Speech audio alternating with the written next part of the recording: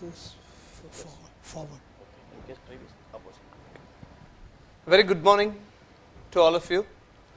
Good morning, good evening to all those who are online, live and watching me.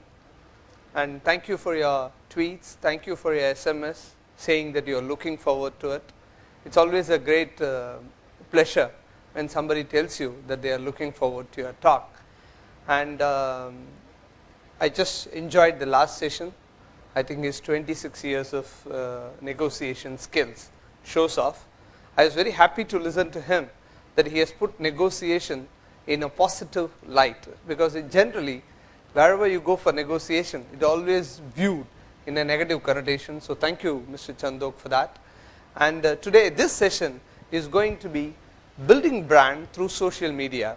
I think last session we had those basics, what social media does, and everybody is trying to build their brand.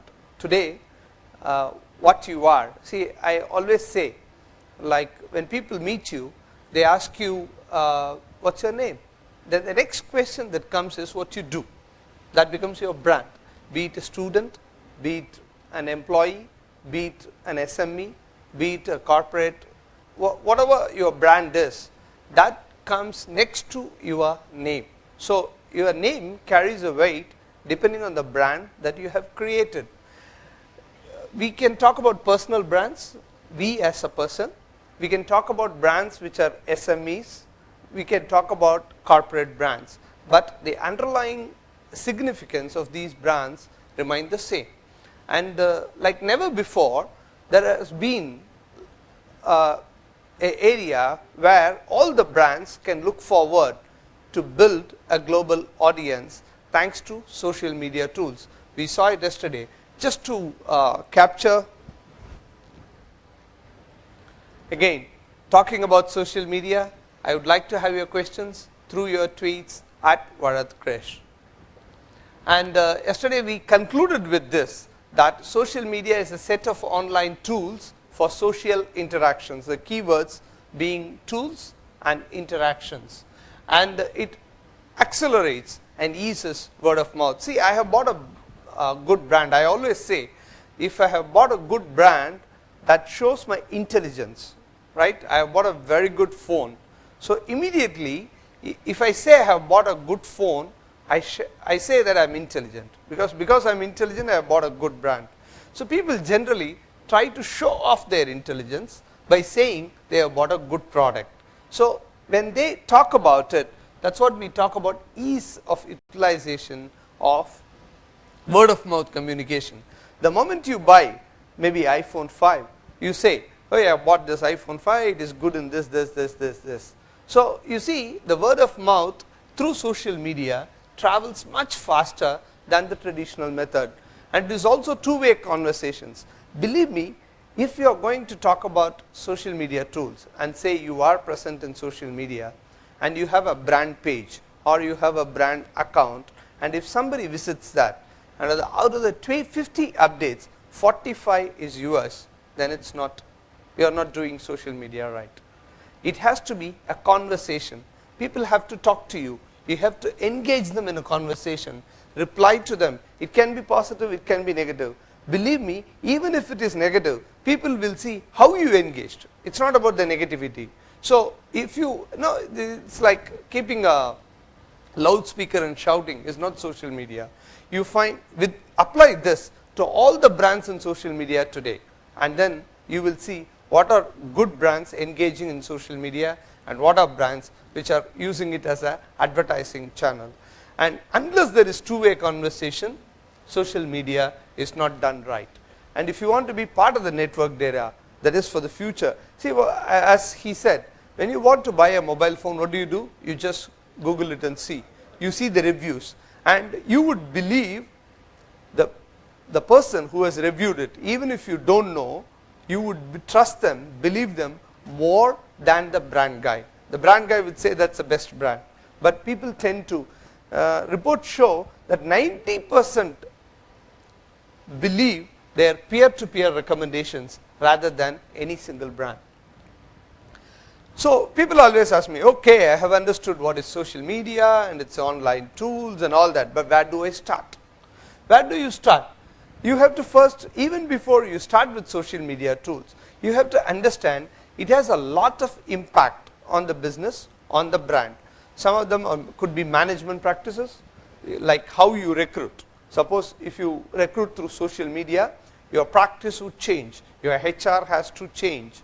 And it could be a business practice, it could be how you deal with your distributor, how you deal with your client, and it could be organizational structure itself. Maybe the hierarchy would go. And remember, the changes are cultural. People are not used in traditional methods that if you talk back, suppose you have a vice president in a company and then he is talking over the social media tool.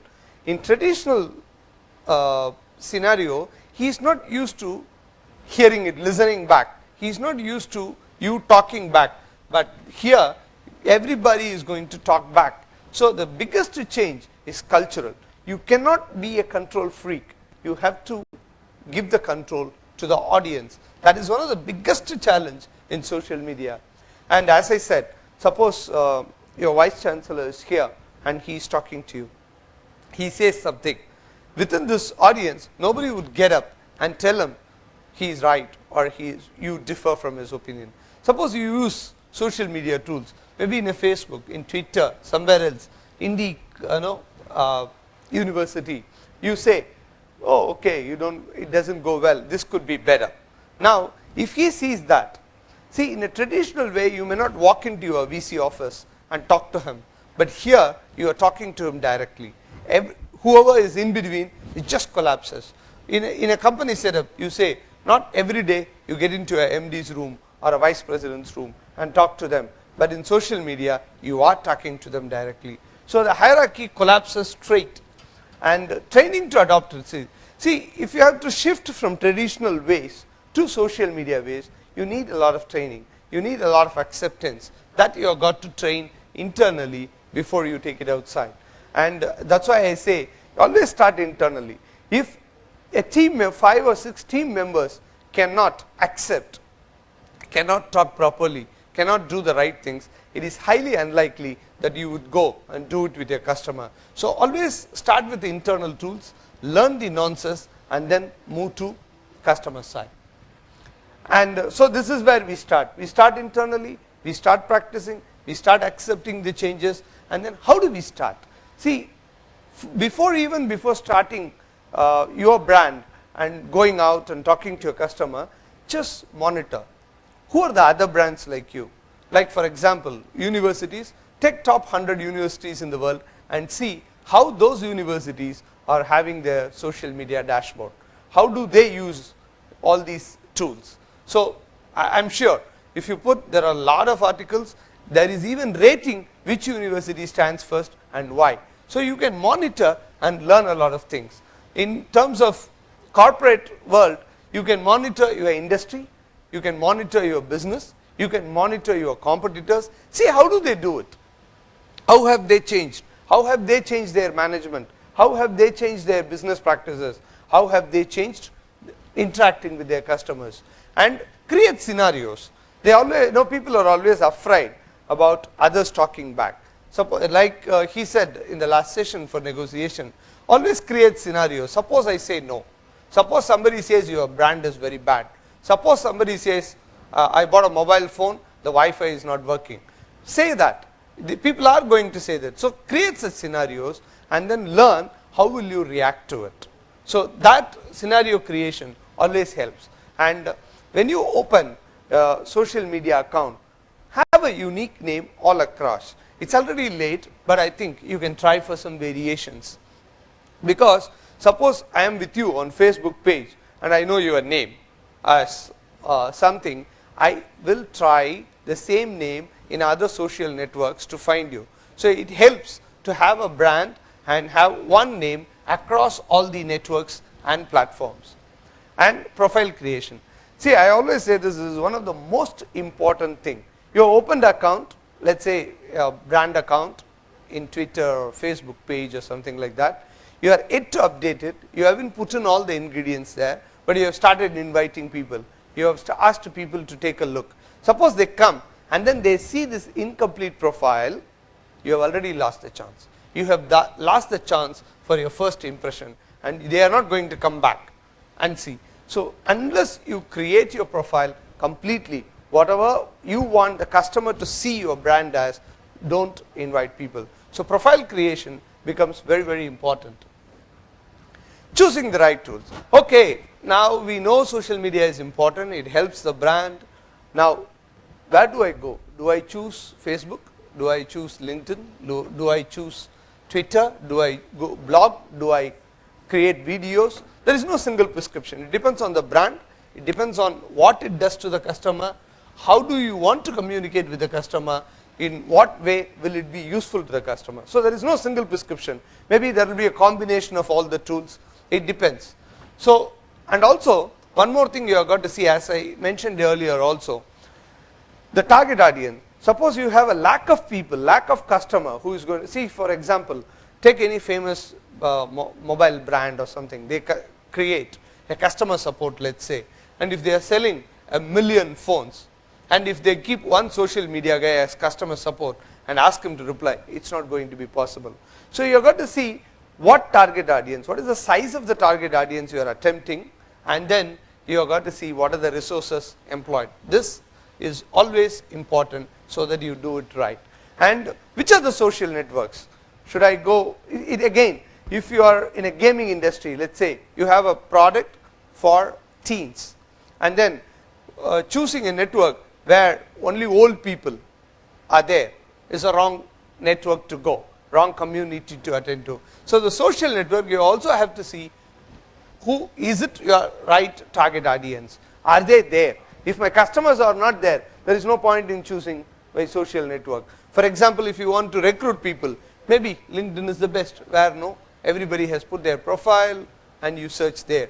Maybe Facebook is not the right place to recruit. And applications. See, when I talk about monitor, learn, listen and all that, there are a lot of third-party applications which help you.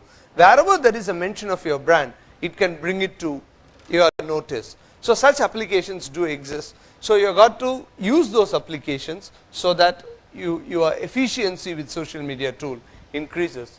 And then you also have to see what is the security, because you don't want somebody misusing your brand details. And also privacy. If your customer is sharing some important personal detail which is attached to using your brand, you don't want that. So you have got to see what kind of product you have, what kind of privacy you need, is it safe, and also longevity. Suppose I choose a tool, I have spent a lot of numbers of hours, and I have built some 2 million customers over that network and all that, and it goes. It sells off or it just goes down. So what do I do? Where do I interact with those 2 million customers? So you have also got to see the longevity of the tool. Will it stay tomorrow? And then learn to switch. Suppose I am using one tool for listening, it goes off. Do I stop listening? Or one network that I am talking about, do I stop doing that? So you will not always have 2-3 tools which can do the same thing. And then have a social media policy. As I said, restrictive policies do not help. Guidelines help. So you have got to see what kind of social media policy is important for your brand and for those who are handling it. Now, this is the most important slide of this session. Now you have got to, people always ask me, do you mean to say when I promote my brand through social media, all my traditional knowledge has to be thrown out of the window? It's something I have got to learn new. I have got some 20-25 years of experience with my brand. What do I do? How do I use that, apply it to social media? Yes, you can apply it to social media, but you have got to remember a few things. The rules have changed. The first rule that I always say is, no more you are talking, others are listening. It's a two-way conversation. For every message, for every update from your brand, there are going to be comments. Some people are going to like it, some people are not going to like it. So the change of rule is from private to public. Also, when there was a customer complaint earlier, you went to him, you attended to that, and it got finished. Now it's public. Maybe someone, see, out of the 10 customers who were unhappy, only one complained in traditional method. Now, even if that one complains, all the other 9 will go join with them. Yeah, I also had the same problem. So, your problems are going to from private to public. The same way, if somebody had bought a good brand from private to public, so that's going to help you. This you have to learn to handle. So, the change of rule is your conversations are moving from private to public and from one way to two way. These are the two most important that you have got to learn in social media. And there is a direct dialogue. As I said just now, if your VC is tweeting and you are tweeting back to him, put reply, then you have a direct dialogue. You are not going through your HOD, other people and all that. So, social media tools always create direct dialogue. Amplification, as I said, one complaint and now you have 10 people joining there. One good ambassador and you have 10 units sold. So, it always gets amplified, and from singular to limitless. See, in traditional method your resources were limited. In social media you have almost limitless resources. Again, this is people are, when we talk about brand and social media, people are always scared about PR. Now, the PR challenges involved is people talking to people. Whether you like it or not, 2 people will talk about your brand. You don't need to be a part of the conversation. That's one of the challenges. How do you participate there? How do you cannot control it, but you can participate there. And distributed networks, not on single network. You don't know, the brand does not know a network exists and they are talking about the brand there. So, it's going to be everywhere talking about your brand. And zero, as I said, if you are a control freak, better change, because from absolute control you are going to go zero control. But it's a process, you will learn it, because it looks today, whatever I did, I had a feeling that I controlled it. Tomorrow, whatever happens, I am not going to get, there is no way, whether you participate or not. That's the beauty of social media. I don't think a brand, even if they are not aware of the conversation will continue. That's the beauty now. And ignoring is not an option. Why? Because if you don't know, first of all, somebody is talking about you, good or bad, then you stand to lose. That's why I said, when I talked about ROI yesterday, that you will exist in business in future itself is an ROI. So, ignoring is not at all an option. What you have to do, these PR challenges do exist, but you have got to learn to handle them. Safeguard by being sincere. If there is a negative comment or if there is a bad experience with your brand, be sincere. Accept that it can happen. It has happened to you with other brands. So, you be sincere and then take that criticism, act on it, acknowledge the problem when you are sincere, and then take the criticism, operate on it and convert to opportunity. I will tell you the same way customers who are negative, when you take that criticism, act on it, they become your ambassadors. In most of the cases, it works. And if you do a bad move in traditional methods, it's okay. You can still afford to do it. But if you do a bad move in with social media tools, it can become a nightmare. For example, deleting a comment can be a nightmare. People get very aggravated when you do wrong things on social media. So, you have got to be careful. Proper policies, training and follow up. Like in any other area, these 3 are a must with social media tools also. Always ask me, okay, now can you quote some examples of where social media tools are being used? I come from a pharma background, so I always say there are lots of pharma companies who are engaging patients and physicians through social media tools. There have been they have been using Twitter, they have been using Facebook, they have been using YouTube, blogs, everything. But it's one of the most regulated industry. There are still guidelines coming. It's still not yet there in place, but that has not deterred pharma companies from talking to patients and physicians. The classic example that I would give you is patient groups. You find some of the pharma companies promote community of patients to talk.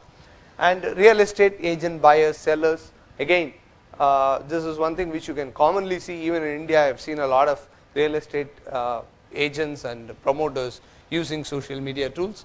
And then retail, books and mobiles, obvious. That's where you can learn a lot because it's already there. And then restaurants. Some of the restaurants, see, I'll tell you, you go to a new neighborhood, you just say that I'm in this neighborhood, what's a good food to eat? Or if you are a vegetarian, you say, I'm looking for 100% vegetarian.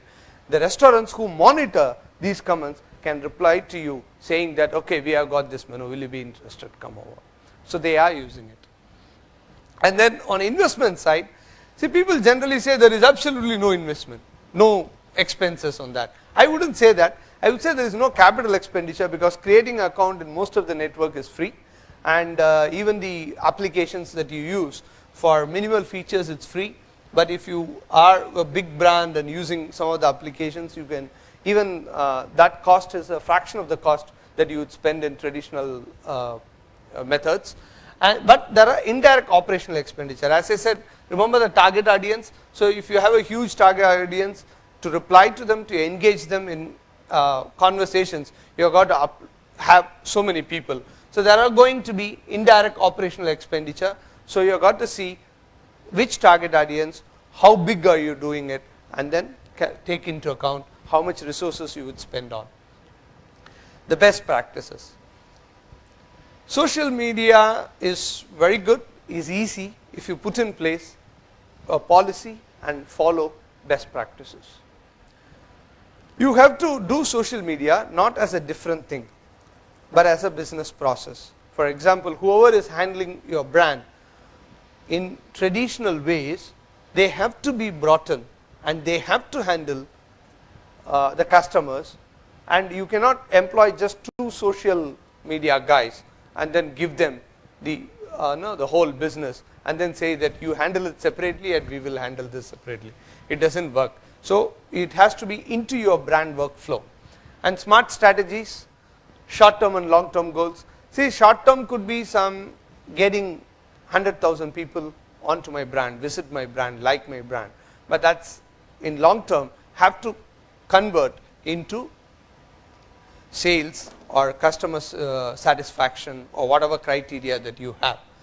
Diverse set of tools, use all the, or don't depend on single tool. As I said, you can blog.